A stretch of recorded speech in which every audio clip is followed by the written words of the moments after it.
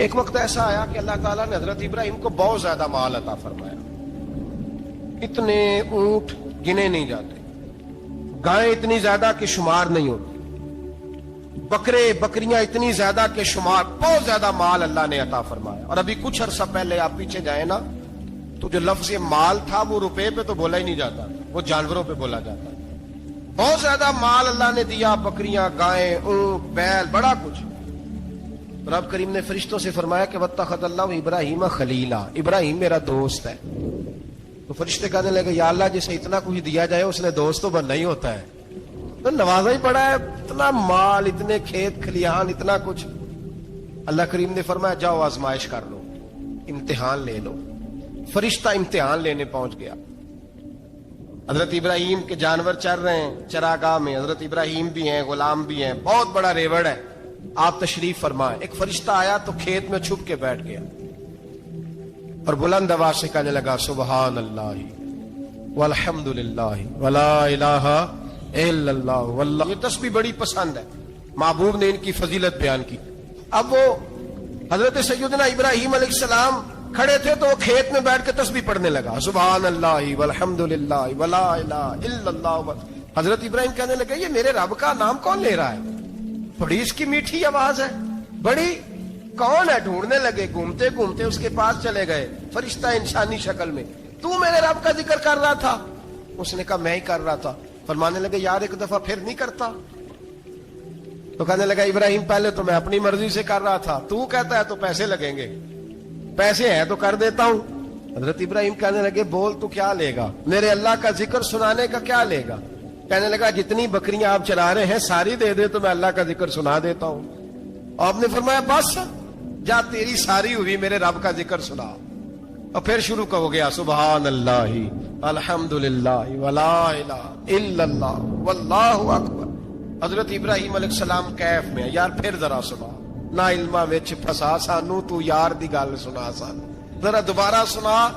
میں پھر سنایا، ایک دفعہ پھر کہا. فرشتہ کہنے لگا بس جی آپ کے پیسے پورے ہو گئے. حضرت ابراہیم کہنے لگے چل ایک دفعہ اور سنا. کہنے لگا پیسے لگیں گے. تو کیا لے گا؟ کہنے لگا گائیں بھینسیں ساری میری. فرمایا بس یار اتنی قیمت، تو سنا صحیح، سارا کچھ ہی تیرا. پھر شروع ہو گیا سبحان اللہ والحمد للہ ولا الہ الا اللہ واللہ اکبر. گائیں دے دیں، بھینسیں دے دیں، وہ ذکر سناتا ہے. حضرت ابراہیم کبھی مچلتے ہیں، کبھی روتے ہیں، کبھی آہیں پڑھتے ہیں. تو میرے رب کا نام لے رہا ہے، ذرا پھر سے لے. کیف جاری ہے. کہنے لگا بس بھائی. حضرت ابراہیم فرمانے لگے تو اور لے لے جو لینا ہے، مجھے ذکر سنا. اس نے کہا ابراہیم بکریاں میں لے چکا، گائے بھینسیں میں لے چکا، اونٹ رہ گئے، سارے لے لوں گا پھر ذکر سناؤں گا. فرمایا جا تیرا ہوا تو ذکر سناتا رہ، میں دیتا ہوں. دے دیا. کچھ دیر ذکر کیا تو اب خاموش ہو گیا.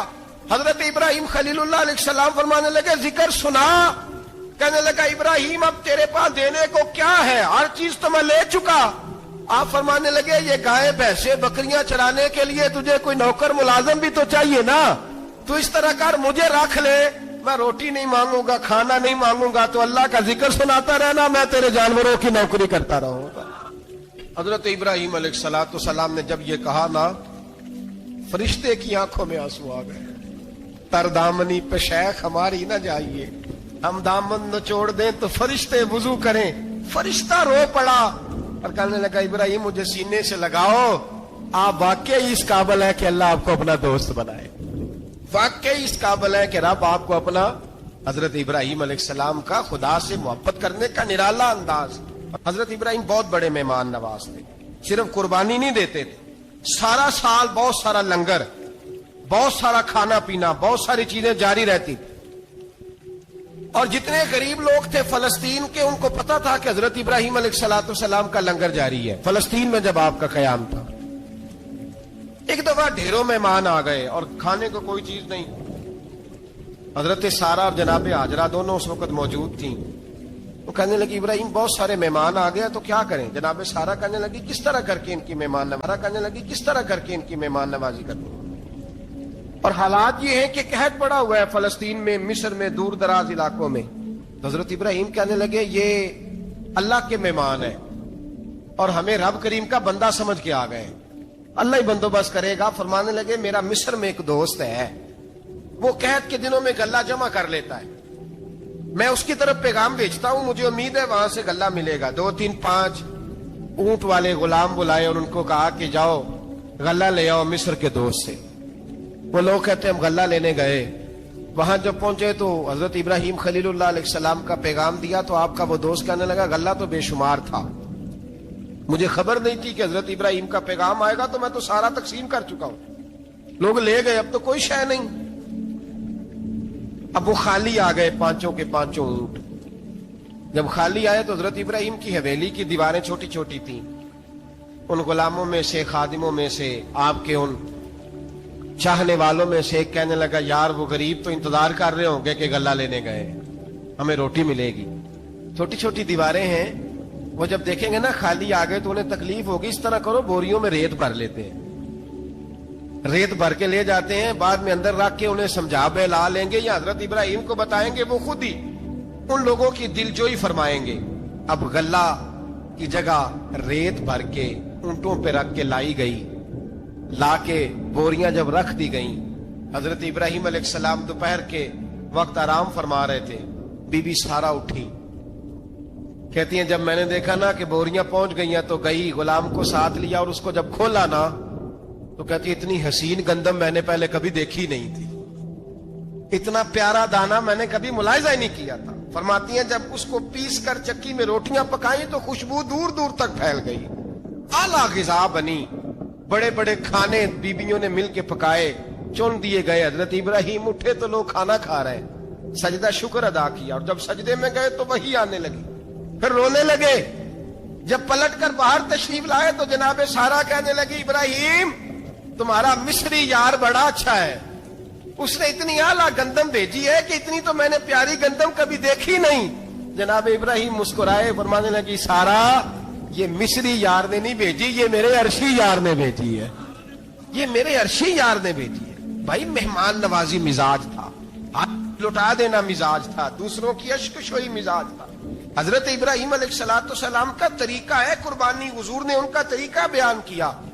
اگر سال کے بعد قربانی دینا ان کا طریقہ ہے تو سارا سال غریبوں کو روٹی دینا بھی حضرت ابراہیم کا طریقہ ہے. سارا سال غریب کی نوکری کرنا یہ بھی حضرت ابراہیم کا طریقہ ہے. بھوکے کو کھانا کھلانا یہ بھی میرے مصطفیٰ کریم سید عالم صلی اللہ علیہ وسلم سے صحابہ نے پوچھا حضور بہترین مسلمان کون ہے, بہترین مسلمان؟ تو حضور نے فرمایا جو سلام لینے میں پہل کرے اور غریب کو روٹی کھلانے میں سب سے اچھا ہو, وہ بہترین مسلمان ہے, زبردست مسلمان. ہمارے ہاں دعوتیں ہوتی ہیں تو امیروں کی, افطاریاں ہیں تو امیروں کی, اور میرے مصطفیٰ کریم علیہ السلام نے فرمایا بدترین دعوت ہے جس میں امیر بلائے جائے غریب نہ بلائے جائے, وہ بدترین دعوت. حضرت ابراہیم کا طریقہ رہا ساری زندگی مہمان نوازی. میرے بھائی یہی محبت انہیں میرے مصطفیٰ سے بھی تھی. ایک نبی گھر بنا رہا ہے, دوسرا بنوا رہا ہے. حضرت اسماعیل علیہ السلام پتھر اٹھا اٹھا کے لا رہے ہیں, جناب ابراہیم بنا رہے ہیں. جب خانہ کعبہ بن گیا تو کہنے لگے ربنا وابعث فیہم رسولا, اے اللہ اب اسے بسانے کے لیے اپنا آخری رسول بھی عطا فرما. نبی پاک فرماتے ہیں میں دعا ہوں حضرت ابراہیم کی. اور حضرت ابراہیم سے رب کریم نے فرمایا چل ابراہیم کوئی چیز دے, تو کہا یا اللہ تینوں ہی تیرے نام پہ قربان کرتا ہوں, تیری ہوئی ساری, ہر شے تیری. حضرت ابراہیم نے دین کے لیے, آپ شہر بابل کے قریب پیدا ہوئے تھے, وہاں سے مصر آئے, مصر سے فلسطین آئے, اور فلسطین سے آ کر کے کعبہ آباد فرمایا. زندگی سفروں میں گزری. سفر ایک تکلیف والی چیز ہے, پر حضرت ابراہیم نے وطن چھوڑ دیا, گھر چھوڑ دیا. جان بڑی عزیز ہوتی ہے. تو حضرت ابراہیم نے جب دین کے لیے نکلے تو جد و جہد کی, گھر کے اندر بھی گھر کے باہر بھی. آپ کے والد کا نام طارق ہے, وہ توحید پرست تھے, ایماندار تھے, پرہیزگار تھے. آپ کے چچا کا نام آزر ہے, وہ بت پرست تھے, بت بیچا کرتے تھے. حضرت سیدنا بیچا کرتے تھے. حضرت سیدنا ابراہیم علیہ السلام جب میدان عمل میں نکلے تو حضرت ابراہیم علیہ السلام نے اپنے گھر سے جہاد شروع کیا.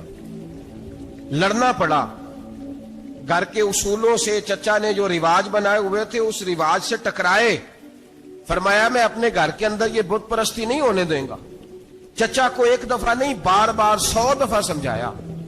آپ کا چچا بت بنا کے بیچا کرتا تھا. حضرت ابراہیم علیہ السلام تھوڑے بڑے ہوئے تو کہنے لگا کہ چلو میرے ساتھ, تم بھی بت بیچنے ہیں, ہمارا کاروبار ہے. حضرت ابراہیم ساتھ نکلے تو بت پکڑا ہے, گندے پانی کے اندر اس بت کو ڈبوتے ہیں, کہتے ہیں کسی نے خریدنا ہے تو خرید لو, نہ یہ نفع دے سکتا ہے نہ نقصان دے سکتا ہے.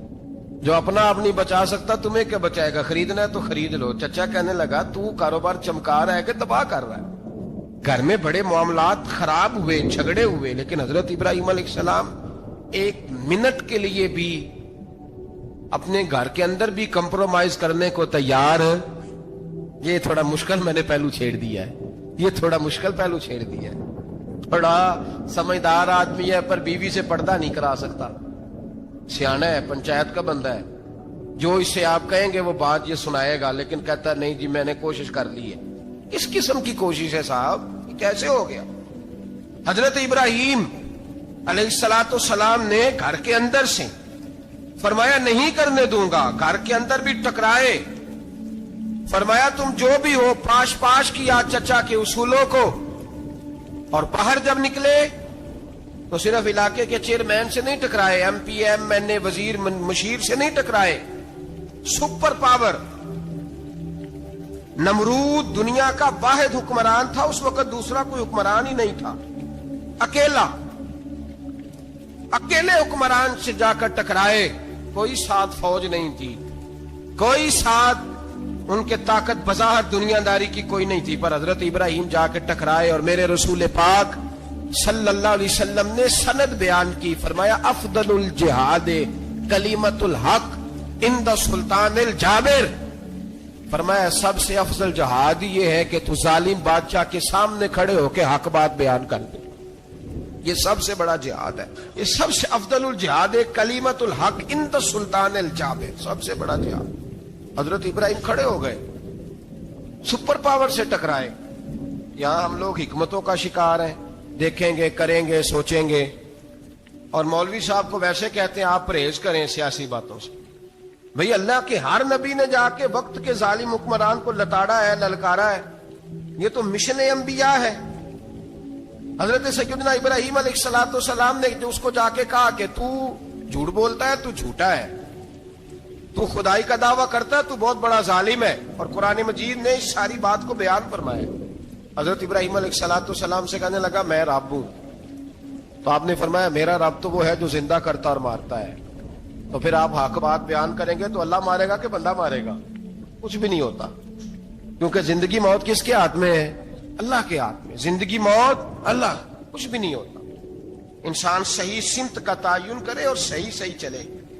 حضرت علی شیر خدا سے کسی نے کہا تھا کہ آپ کے بڑی دشمنی ہے, کوئی محافظ رکھ لیں. آپ فرمانے لگے موت خود بہت بڑی محافظ ہے, وقت سے پہلے آتی ہی نہیں. بڑی محافظ ہے, وقت سے پہلے. علامہ نورانی رحمت اللہ تعالی علیہ کراچی جیسے شہر میں رہا کرتے تھے, جہاں گام گام پہ خطرہ تھا. لوگوں نے کہا حضرت اتنے بڑے لیڈر ہو, آپ کی جماعت کی 62 سیٹیں ہوئی قومی اسمبلی میں, ایک ایسا وقت بھی آیا تو کوئی ایک آدمی بندوق والا. آپ فرمانے لگے مجھے ضرورت ہی نہیں, اس لیے کہ جس خدا رسول کے لیے میں نکلا ہوں وہ خود ہی حفاظت کرنے والے ہیں, ضرورت نہیں ان چیزوں. تو بھائی حضرت ابراہیم ٹکرائے, اور آپ کا انداز کیا ہے؟ جا کے کہا کہ تو نہیں, خدا وہ ہے جو زندہ کرتا. اور اس نے ایک بیوقوفوں جیسی دلیل دی. ایک آدمی کو کل پھانسی دینی تھی تو اس کو بلایا, کہنے لگا تجھے کب پھانسی ہے؟ اس نے کہا کل. کہنے لگا جا تجھے آزاد کیا, زندگی دی, اس کو چھٹی دے دی. ایک عام آدمی بیچارہ بیٹھا تھا, اس کو پکڑ کے نا کہنے لگا اس کی گردن اڑا دو. کہنے لگا دیکھ لو میں بھی زندہ کرتا اور مارتا ہوں. وہ جو کل مرنے والا تھا میں نے زندہ کر دیا ہے, اور جس کو پتہ ہی نہیں تھا کہ میں نے مرنا ہے اسے پکڑ کے میں نے مار دیا ہے. یہ بیوقوفوں جیسی دلیل ہے. حضرت سیدنا ابراہیم علیہ السلام چاہتے تو اسی وقت دلیل توڑ دیتے کہ تو کیا بیوقوفوں جیسی بات کر رہا ہے. اگر تو زندگی دیتا ہے تو مرے ہوئے میں جان ڈال کے دے جس کو تو نے مارا ہے. لیکن حضرت ابراہیم نے دیکھا کہ بیوقوف ہے, بیوقوفوں سے بحث نہیں ہوتی, دلیل بدل لی جاتی ہے, ان کی عقل کے مطابق بات کی جاتی ہے. حضرت ابراہیم فرمانے لگے میرا رب وہ ہے جو سورج مشرق سے نکالتا ہے, اور مغرب میں غروب کرتا ہے. تو اگر رب ہے تو تو مغرب سے نکال کے مشرق میں غروب کر. فبہت الذی کفر, کافر لاجواب ہو گیا. اس کے پاس اس چیز کا کوئی جواب نہیں تھا. علامہ اسماعیل حقی نے خوبصورت فقرہ لکھا ہے, خوبصورت, جان ڈال دی ایک جملہ کہہ کے. حضرت سیدنا علامہ اسماعیل حقی رحمت اللہ علیہ فرمانے لگے, چونکہ نمرود بیوقوفوں جیسی باتیں کر رہا تھا, اگر وہ یہ کہہ دیتا نا کہ میں سورج کو نکالتا ہوں مشرق سے, میں غروب کرتا ہوں معاذ اللہ مغرب میں, میں نکالتا ہوں, تو آپ اپنے رب سے کہیے کہ وہ مغرب سے نکال کے مشرق میں غروب کرے. علامہ اسماعیل حقی فرماتے ہیں رب کریم کی آواز قدرت تھی. مالک حضرت ابراہیم علیہ السلام کے اس, اگر وہ کہہ دیتا اور حضرت ابراہیم دعا کر دیتے تو رب کریم نے فرشتوں کو تیار بٹھایا ہوا تھا. فرمایا اگر یہ کہہ دے میرے خلیل سے کہ سورج مغرب سے نکال کے مشرق میں غروب کرنا ہے تو تیار رہنا, جس طرح خلیل کہیں گے ویسے ہی کر دیں گے. واتخذ اللہ ابراہیم خلیلا, ابراہیم ہمارا دوست جو ہوا, جیسے کہے گا ویسے کر دیں گے. حضرت سیدنا ابراہیم علیہ السلام کی باتوں کا جب جواب نہ دے سکا, دلیل نہیں بندہ دیتا, پھر لڑائی کرتا ہے, پھر جھوٹے موٹے اعتراض کرتا ہے. دلیل ختم ہوتی ہے تو لوگ ذاتیات میں اترتے ہیں, کہتے ہیں یہ کھانستا صحیح نہیں, دیکھتا صحیح نہیں. دلیل ختم, اب ذاتیات پہ اترے, کہنے لگے مجھے پتا چلا ہے کہ یہ فلانی جگہ گیا تھا تو وہاں جا کے اس نے اس طرح کیا. پھر لوگ ذاتیات پہ اترتے ہیں, جب دلیل کا جواب دلیل سے نہیں دے پاتے پھر ذاتیات پر اتر کر حملے کرتے ہیں. حضرت ابراہیم کے دلائل کا جواب نمرود نہ دے سکا تو کہنے لگا کہ اس کو آگ میں ڈال دو. قوم گئی ہوئی تھی ساری, آپ نے بات سنی ہوئی ہے, میں نے صرف اشارہ دینا ہے. میلے پہ حضرت سیدنا ابراہیم علیہ السلام نے سارے بت توڑ دیے, کلاڑا بڑے بت کی گردن پہ رکھا. واپس آئے, کہنے لگے بت کس نے توڑے ہیں؟ تو فرمایا اس سے پوچھو جس کی گردن پہ کلاڑا ہے. کہنے لگے یہ تو بول ہی نہیں سکتا. تو فرمانے لگے بڑے بیوقوف ہو, جو بولتا ہی نہیں, سنتا ہی نہیں, اپنا آپ نہیں بچا سکتا, اس کی پوجا کرتے ہو. کہنے لگے پکڑو, دلیلیں ختم ہو گئی, اس کو آگ میں ڈالو. بہت بڑی حویلی 45 فٹ مربع پہ مشتمل ایک حویلی بنائی گئی اور 45 فٹ اونچی. مختلف روایات, علامہ اسماعیل حقی کہتے ہیں کہ 3 مہینے تک نمرود نے کہا کہ اس کے اندر لکڑیاں ڈالو. لوگ پوچھنے لگے کتنی دنیا جلانی ہے؟ کہنے لگا بندہ تو ایک جلانا ہے, پر بندہ بڑا تگڑا ہے, ایک بندہ. 3 مہینے لکڑیاں ڈالی گئیں. اور لوگوں کی جو تہمات ہوتی ہیں نا وہ بڑی عجیب ہوتی ہیں. تہمات میں نے بڑی تفصیل سے رمضان المبارک میں گفتگو کی تھی. بدشگونی, تہمات لوگ لیتے ہیں. اس وقت بھی لوگ تہمات کا شکار ہو گئے. عقیدہ بگڑ جاتا ہے تو وہ عجیب و غریب باتیں کرنے لگتا ہے. تہمات کا شکار ہو گئے. بیبیاں نظر مانتی, میں بیمار ہوں, اگر صحیح ہو گئی تو اتنے من لکڑی دوں گی حضرت ابراہیم کی آگ جلانے کے لیے. ایک عورت لے کے جا رہی ہے لکڑیاں. ایک نیک دل آدمی نے اسے پوچھا کہاں جا رہی ہو؟ کہنے لگی میں نے منت مانی تھی تو حضرت ابراہیم علیہ السلام کو معاذ اللہ جلانے کے لیے لکڑیاں لے کے جا رہی ہوں. تو وہ رب کریم کے بندے کہنے لگے تو ڈھونڈتی رہے گی, تجھے وہ جگہ ملے گی نہیں. وہ بی بی کئی مہینے گھومتی رہی, جگہ ہی نہیں ملی جہاں لکڑیاں ڈالنی, ماری گئی. تہمات کا شکار ہوئے بہت سارے لوگ. تہمات کا بھائی, تہمات دین کے اندر منع ہے. تہمات دین میں کوئی نظر ماننا, کوئی کسی بزرگ کے مزار پہ جا کے سالے ثواب کے لیے کوئی چیز ماننا, یہ تو درست ہوا. لیکن غیر شرعی نظریں مان لینا کہ میں آگ کے گرد چکر لگاؤں گا, میں جناب وہاں جا کے یہ والا تماشا کروں گا, میں دھاگا باندھوں گا, میں رسا کاٹوں گا, میں وہاں گندے ہو سے پانی پیوں گا, ان کی شریعت اجازت, یہ تہمات ہیں, بدشگونی ہے. دین میں ان کی کوئی گنجائش.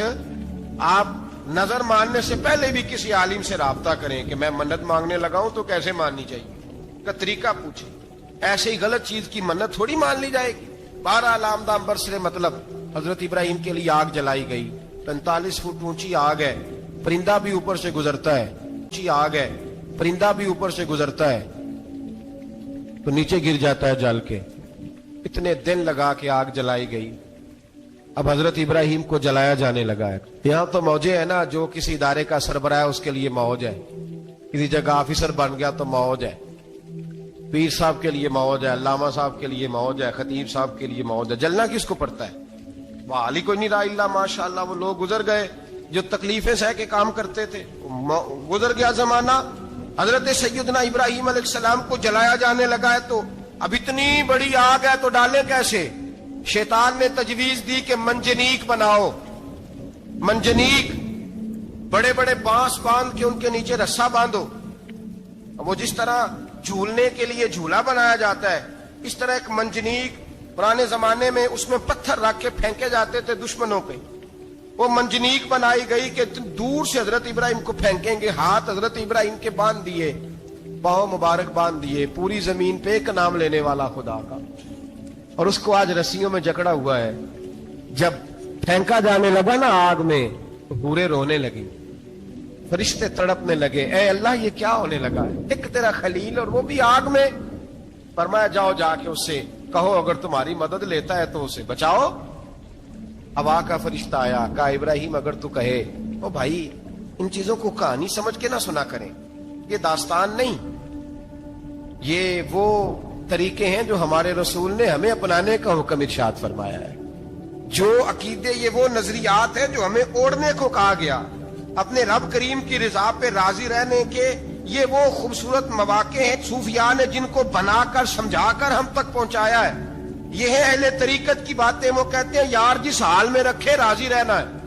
حضرت ابراہیم علیہ السلام کو پھینکا جا رہا ہے, فرشتہ آیا, اے اللہ کے خلیل اگر حکم دو تو اتنی ہوا چلاؤں کہ نمرودی جل جائے سارے, آگ ان پہ پھینک دی جائے. آپ نے فرمایا تو جا, تجھ سے مجھے کوئی کام نہیں. تھوڑی دیر کے بعد پانی کا فرشتہ آیا, کہا حضور اتنی بارش برساؤں گا کہ آگ بجھ جائے گی. فرمایا تو جا, تجھ سے کوئی کام نہیں. اب جب منجنیق میں رکھ دیے گئے, آگ میں جانے کا لمحہ ہے, تیاری ہے, حضرت جبریل امین حاضر خدمت ہوئے.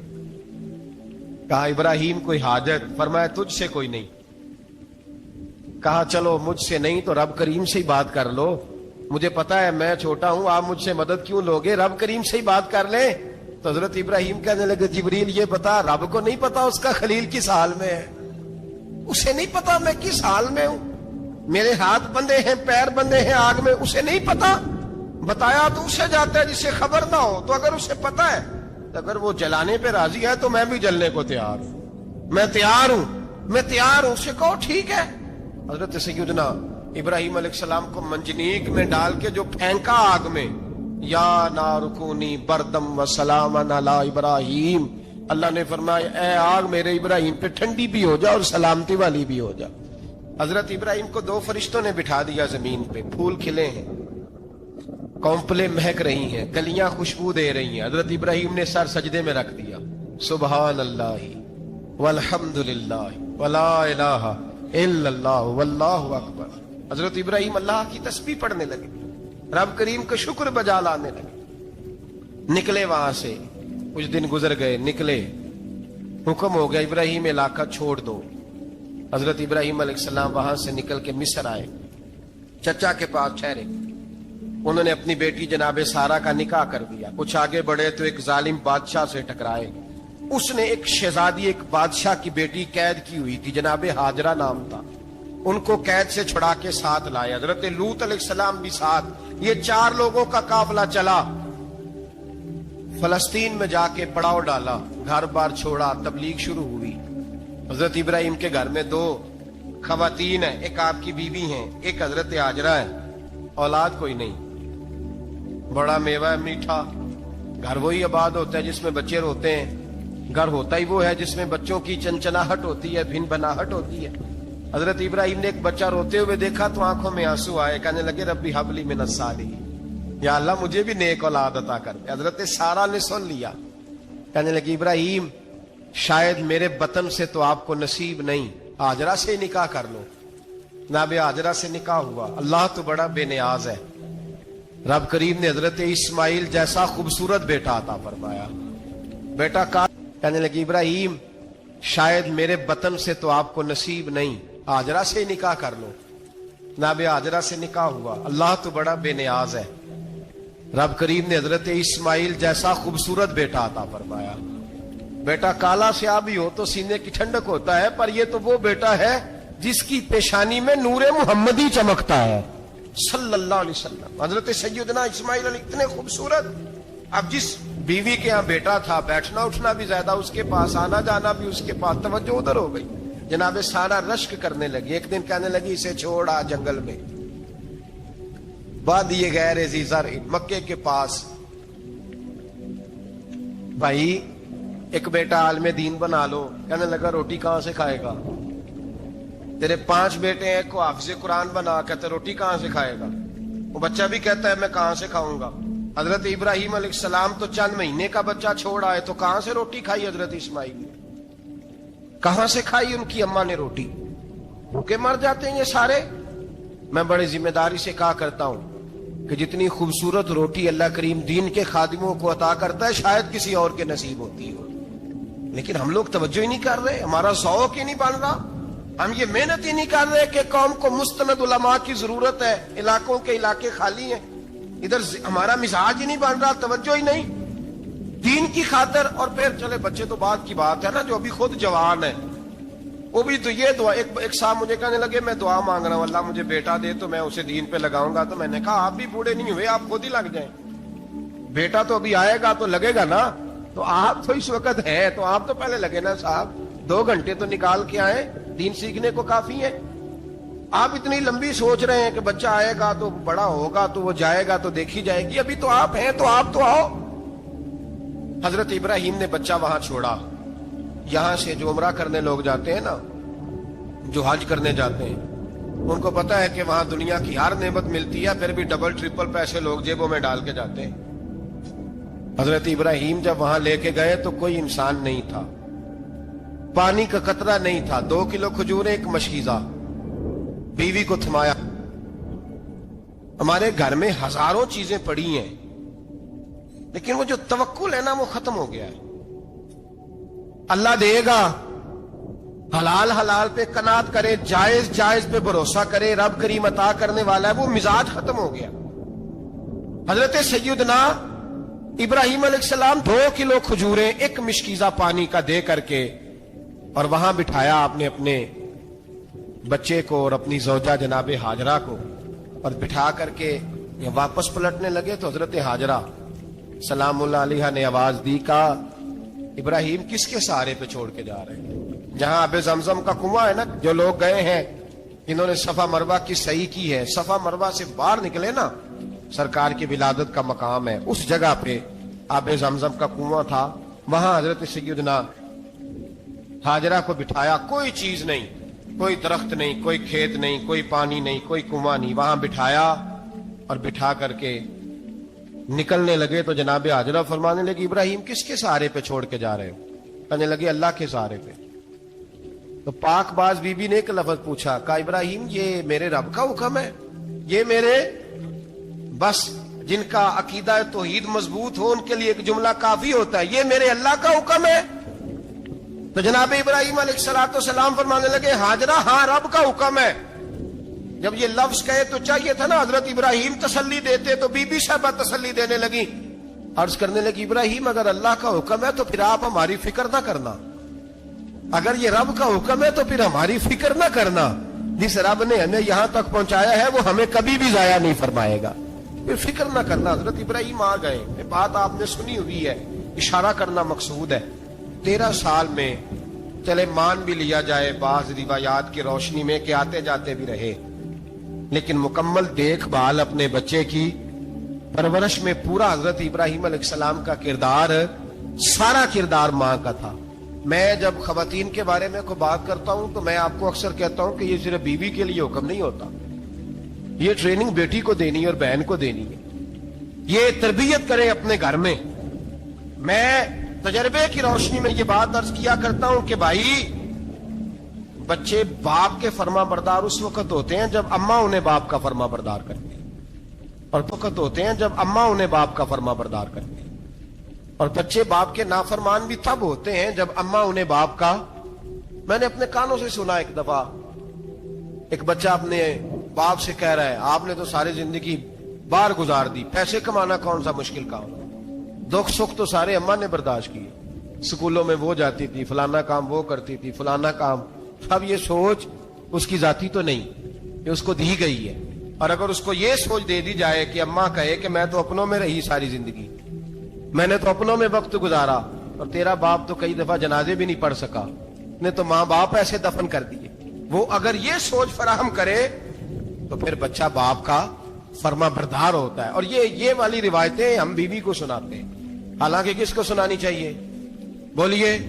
بہن اور بیٹی کو، بہن اور بیٹی کو سنائیں یہ باتیں، ان کو سمجھائیں، تاکہ آگے جا کے وہ جو گھر ترتیب دیں وہ گھر بڑا عمدہ اور نکھرا ہوا ہو.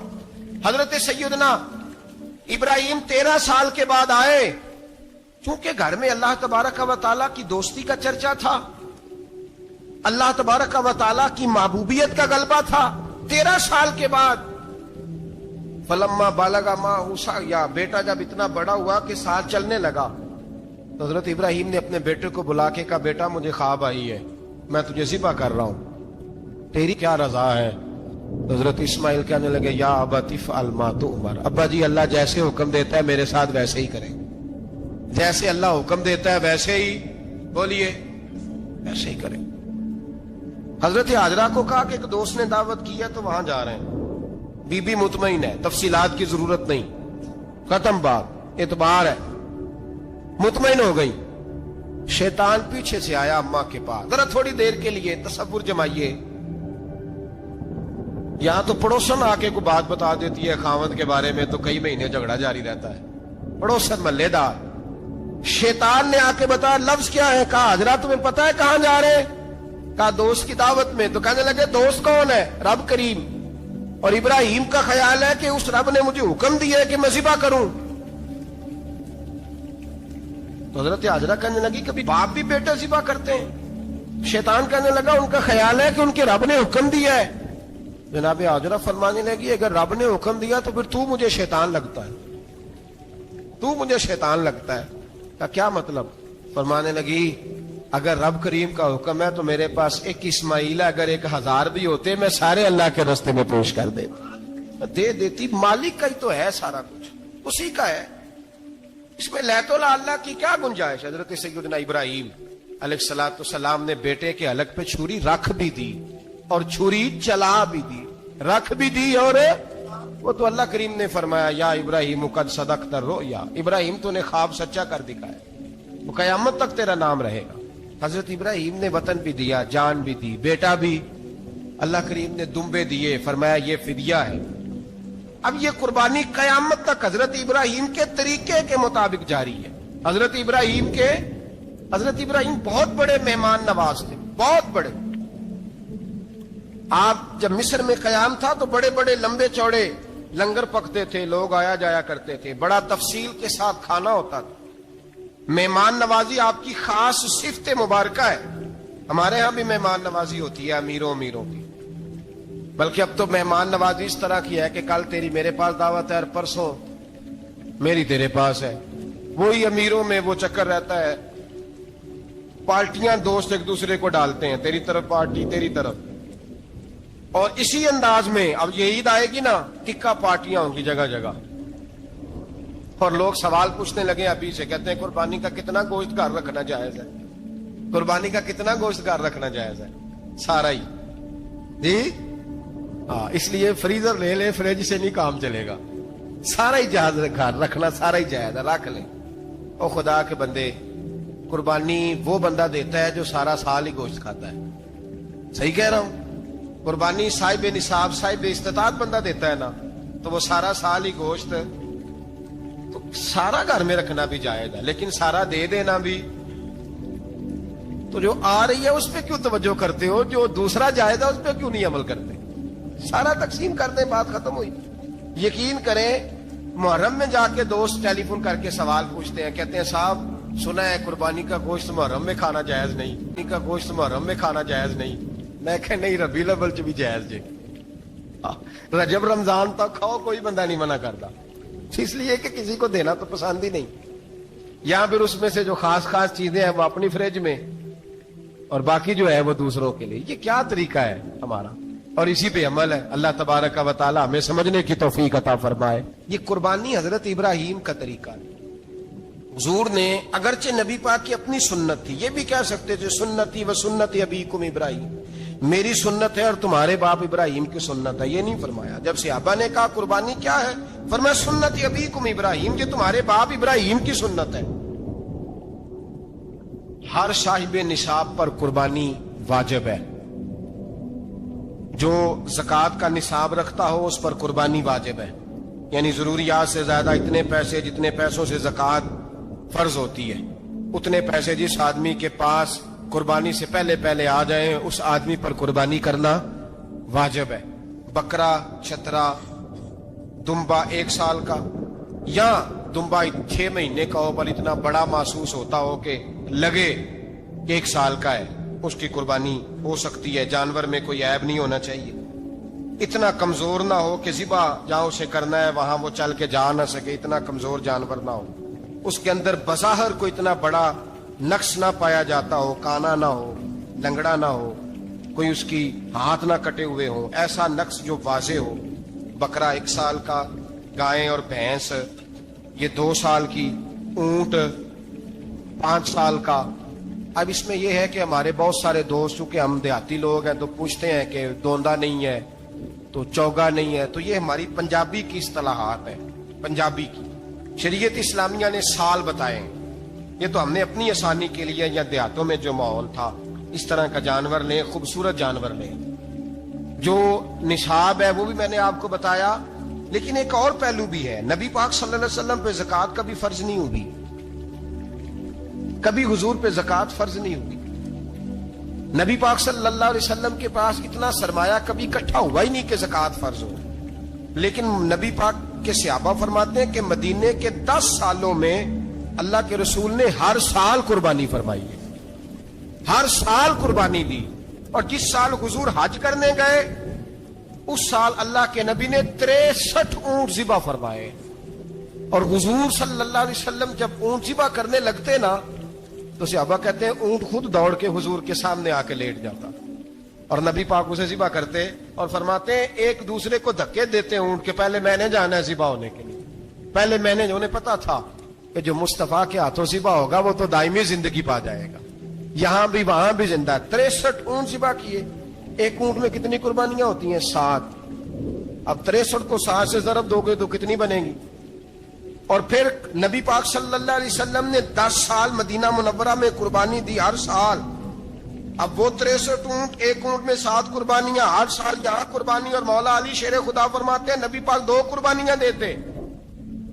میں نے کہا حضور 2 جانور ذبح کر رہے ہیں آپ، تو حضور نے فرمایا ایک میری طرف سے، ایک میری امت کی طرف سے، غریبوں کی طرف سے۔ اور حضرت علی کو حضور نے وصیت فرمائی تو 2 دیا کرے گا۔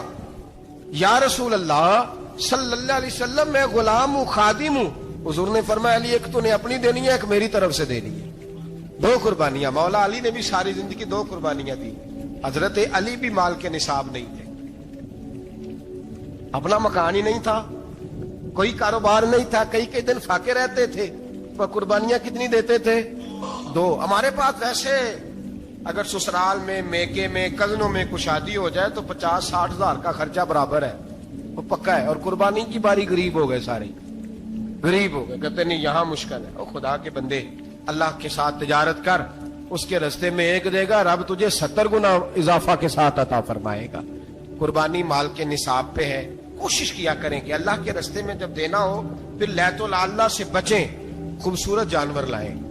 جن کو اللہ نے توفیق دی ہے ان کے لیے نصیحت ہے، جن کو اللہ نے توفیق دی۔ میں نے اپنے حضرت صاحب کو دیکھا ہے، وہ کہتے تھے کئی جانور اللہ نے بڑا نوازا ہے، کہتے ایک میرا ہے، ایک میرے ماں کا، ایک میرے باپ کا ہے، ایک میرے فلاں استاد صاحب کا، ایک میرے پیر صاحب کا ہے۔ یہ جانور غوث اعظم جیلانی کا نام کا دے رہا ہوں۔ اور پھر ایک بڑا خوبصورت جانور بندہ ہوتا اور حضرت خود ان کو چارہ ڈال رہے ہوتے، تو حضور یہ کیا ہے؟ فرمانے لگے یہ میں رسول اللہ کے نام پہ قربان کروں، یہ نبی پاک کے نام پر قربان کیا جائے گا۔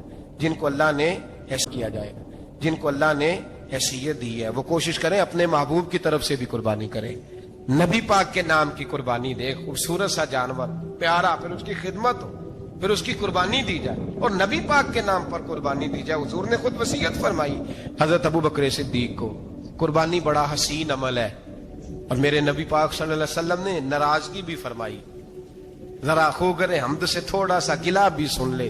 میرے حبیب نے فرمایا جو طاقت کے باوجود قربانی نہ کرے وہ ہماری عیدگاہ میں عید کی نماز پڑھنے نہ آئے، وہ نہ آئے. اور یا رسول اللہ جو کرے گا، فرمایا قربانی کے جانور کا خون کا قطرہ بعد میں زمین پہ گرے گا، اللہ اس کے سارے گناہ پہلے معاف فرما دے گا، اللہ اس کے سارے گناہوں کو بخشے گا. قربانی کریں، خوبصورت انداز میں کریں، اللہ کی رضا کے لیے. بزرگوں نے لکھا ہے 3 حصے کرو گوشت کے، ایک گھر میں رکھو، ایک رشتہ داروں میں بانٹو، پڑوسیوں میں بانٹو، اور تیسرا فقط غریبوں کو دو. لیکن میں اکثر یہ سوچتا ہوں کہ ہمارے ہاں قربانی کرتا ہی وہ ہے جن کے گھر میں ہر جمعرات کو چھوٹا گوشت پکتا ہے، اور جن کے گھر میں ہفتے میں 3 دفعہ مرغی کا گوشت پکتا ہے، وہی تو قربانی دینے کے قابل ہوتے ہیں. تو وہ بھی اگر قربانی کے بکرے میں سے بھی تیسرا رکھنا چاہیں تو اجازت تو ہے. میں نے کہا سارا رکھنے کی بھی اجازت ہے، لیکن اگر آپ مہربانی کریں، کوشش کریں کہ یار ہم تو سارا سال ہی کھاتے ہیں، اور ہمارے یہاں جو گوشت تقسیم ہوتا ہے نا وہ بھی باری لگی ہوئی ہے. ادھر سے پلیٹ آئی تھی گوشت کی تو ادھر سے بھر کے چلی گئی. بھئی اس نے کی ہے، اس کو بار بار گوشت دینے کا کیا مطلب ہے؟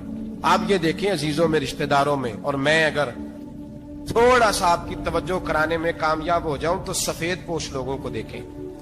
کچھ سفید پوش ہیں، سفید پوش جن کے اوپر قرضے ہیں، بیماریوں نے جکڑ لیا ہے، گھر میں بڑے بڑے سخت مریض آ گئے ہیں. سفید پوش پہلے دیا کرتے تھے. آپ ان سے پوچھتے ہیں صاحب قربانی، تو بات کو ٹالتے ہیں. وہ کہتے ہیں سوچ رہا ہوں کوئی حصہ اسا ڈال جائے. پردہ پوشی کرتے ہیں، کہتے ہیں کہیں حصہ رکھا ہوا، پردہ پوش. اکثر وہ لوگ قربانی نہیں دے پاتے. اکثر دیا کرتے تھے، اب نہیں دے پا رہے. کیوں؟ اس لیے کہ مشکلات ایسی آ گئیں. ان لوگوں کا خیال کریں، ان کے گھروں تک گوشت پہنچا کے آئیں، ان پر توجہ کریں.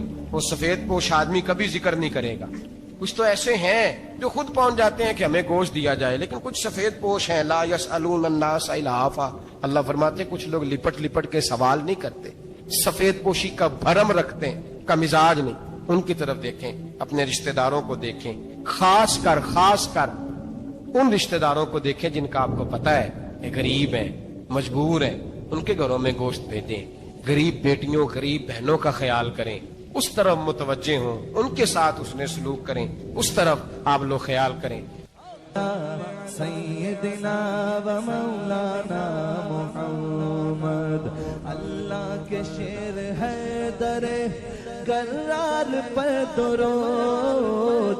اللہ کے شیر ہے در کرار پر درود. اللہ کے شیر ہے در کرار پر درود.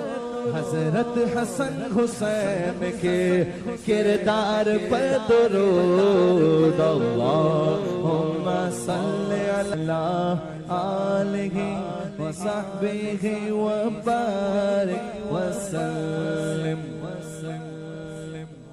زینب کی بارگاہ میں، زینب کی بارگاہ میں، زینب کی بارگاہ میں، زینب کی بارگاہ میں سلام نیاز ہے. زینب کی بارگاہ میں سلام نیاز ہے.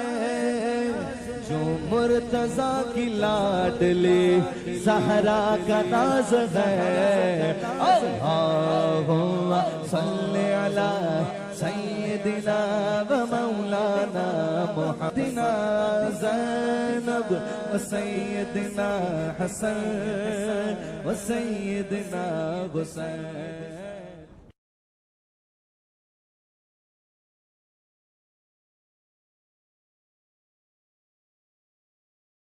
کیا جائے گا. جن کو اللہ نے حیثیت دی ہے وہ کوشش کریں اپنے محبوب کی طرف سے بھی قربانی کریں. نبی پاک کے نام کی قربانی دے، خوبصورت سا جانور پیارا، پھر اس کی خدمت ہو، پھر اس کی قربانی دی جائے، اور نبی پاک کے نام پر قربانی دی جائے. حضور نے خود وصیت فرمائی حضرت ابو بکر صدیق کو، قربانی بڑا حسین عمل ہے. اور میرے نبی پاک صلی اللہ علیہ وسلم نے ناراضگی بھی فرمائی. ذرا خوگر حمد سے تھوڑا سا گلا بھی سن لے. میرے حبیب نے فرمایا جو طاقت کے باوجود قربانی نہ کرے وہ ہماری عیدگاہ میں عید کی نماز پڑھنے نہ آئے، وہ نہ آئے. اور یا رسول اللہ جو کرے گا، فرمایا قربانی کے جانور کا خون کا قطرہ بعد میں زمین پہ گرے گا، اللہ اس کے سارے گناہ پہلے معاف فرما دے گا، اللہ اس کے سارے گناہوں کو بخشے گا۔ قربانی کریں، خوبصورت انداز میں کریں، اللہ کی رضا کے لیے۔ بزرگوں نے لکھا ہے 3 حصے کرو گوشت کے، ایک گھر میں رکھو، ایک رشتہ داروں میں بانٹو، پڑوسیوں میں بانٹو، اور تیسرا فقط غریبوں کو دو۔ لیکن میں اکثر یہ سوچتا ہوں کہ ہمارے ہاں قربانی کرتا ہی وہ ہے جن کے گھر میں ہر جمعرات کو چھوٹا گوشت پکتا ہے، اور جن کے گھر میں ہفتے میں 3 دفعہ مرغی کا گوشت پکتا ہے، وہی تو قربانی دینے کے قابل ہوتے ہیں۔ تو وہ بھی اگر قربانی کے بکرے میں سے بھی تیسرا رکھنا چاہیں تو اجازت تو ہے، میں نے کہا سارا رکھنے کی بھی اجازت ہے، لیکن اگر آپ مہربانی کریں، کوشش کریں کہ یار ہم تو سارا سال ہی کھاتے ہیں، اور ہمارے یہاں جو گوشت تقسیم ہوتا ہے نا وہ بھی باری لگی ہوئی ہے، ادھر سے پلیٹ آئی تھی گوشت کی تو ادھر سے بھر کے چلی گئی، بھئی اس نے کی ہے، اس کو بار بار گوشت دینے کا کیا مطلب ہے؟ آپ یہ دیکھیں عزیزوں میں، رشتہ داروں میں، اور میں اگر تھوڑا سا آپ کی توجہ کرانے میں کامیاب ہو جاؤں تو سفید پوش لوگوں کو دیکھیں، کچھ سفید پوش ہیں، سفید پوش جن کے اوپر قرضے ہیں، بیماریوں نے جکڑ لیا ہے، گھر میں بڑے بڑے سخت مریض آ گئے ہیں، سفید پوش پہلے دیا کرتے تھے، آپ ان سے پوچھتے ہیں صاحب قربانی، تو بات کو ٹالتے ہیں، وہ کہتے ہیں سوچ رہا ہوں کوئی حصہ اسا ڈال جائے، پردہ پوشی کرتے ہیں، کہتے ہیں کہیں حصہ رکھا ہوا، پردہ پوش۔ اکثر وہ لوگ قربانی نہیں دے پاتے، اکثر دیا کرتے تھے اب نہیں دے پا رہے، کیوں؟ اس لیے کہ مشکلات ایسی آ گئیں۔ ان لوگوں کا خیال کریں، ان کے گھروں تک گوشت پہنچا کے آئیں، ان پر توجہ کریں۔ وہ سفید پوش آدمی کبھی ذکر نہیں کرے گا، کچھ تو ایسے ہیں جو خود پہنچ جاتے ہیں کہ ہمیں گوشت دیا جائے، لیکن کچھ سفید پوش ہیں لا یسألون الناس الحافا، اللہ فرماتے ہیں کچھ لوگ لپٹ لپٹ کے سوال نہیں کرتے، سفید پوشی کا بھرم رکھتے ہیں، کا مزاج نہیں۔ ان کی طرف دیکھیں، اپنے رشتہ داروں کو دیکھیں، خاص کر ان رشتہ داروں کو دیکھیں جن کا آپ کو پتا ہے کہ غریب ہیں، مجبور ہیں، ان کے گھروں میں گوشت بھیجیں۔ غریب بیٹیوں، غریب بہنوں کا خیال کریں، اس طرف متوجہ ہوں، ان کے ساتھ اس نے سلوک کریں، اس طرف آپ لوگ خیال کریں۔ سیدنا و مولانا محمد، اللہ کے شیر ہے در کرار پر درود، اللہ کے شیر ہے در کرار پر درود، اللہ کے شیر ہے در کرار پر درود، حضرت حسن حسین کے کردار پر درود، اللہم صلی علی آلہ وصحبہ وبارک وسلم۔ زینب کی بارگاہ میں، زینب کی بارگاہ میں، زینب کی بارگاہ میں، زینب کی بارگاہ میں سلام نیاز ہے، زینب کی بارگاہ میں سلام نیاز ہے، جو مرتضیٰ کی لاڈلی زہرا کا ناز ہے، اللہم صلی علی سیدنا و مولانا محمدنا زینب و سیدنا حسن و سیدنا حسین۔